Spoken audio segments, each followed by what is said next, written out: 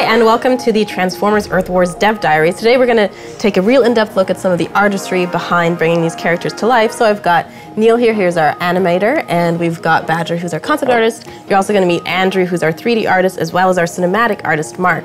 Cool, so there are so many different steps involved in bringing these characters from like a schematic all the way to like a moving thing.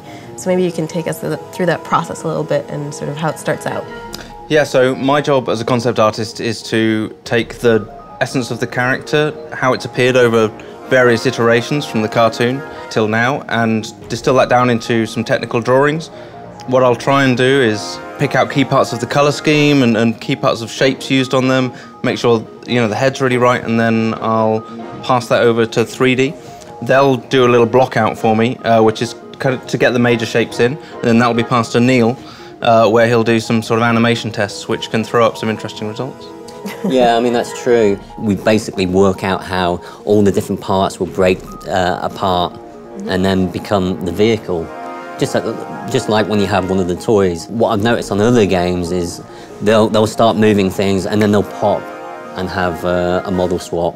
I've been trying to avoid that. Obviously, the toys don't need to do that, so there's no reason that we should do that. So it's very honest, and we try to make everything feel weighty and mechanical. We're still trying to get personality. For instance, a lesser-known character like Bludgeon, he's obviously a samurai kind of character. He's got the samurai sword and everything. So I looked at Flying Kick for him. Starscream, for instance, when he transforms, he gets up and he kind of looks a bit like a peacock. He's really preening. There's other characters such as Bumblebee.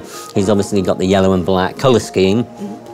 So I thought because he's small, he's nimble, I was going for sort of like a Bruce Lee style kind of thing. Okay, cool. So when he transforms, he does sort of like a kick.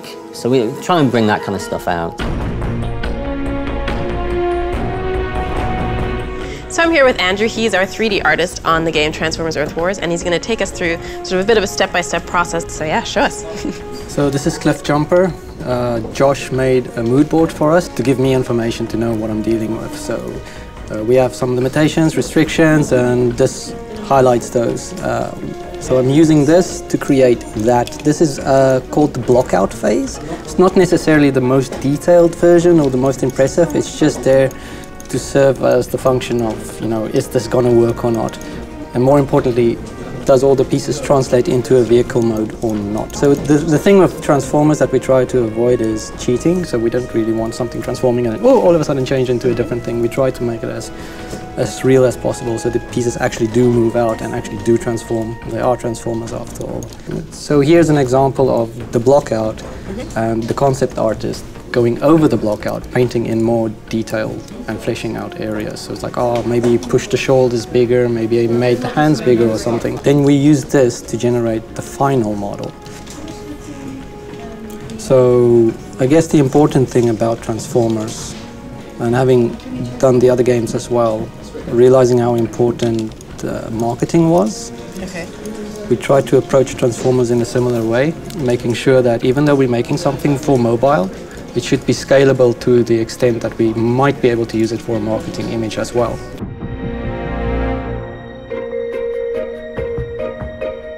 So we've seen this, step-by-step process of how you're taking this schematic or static image and sort of bringing it to life and animating it, and then this is where you come in and you do some really cool things with the characters once they're actually already moving. Can you tell us a bit about that? Yeah, absolutely.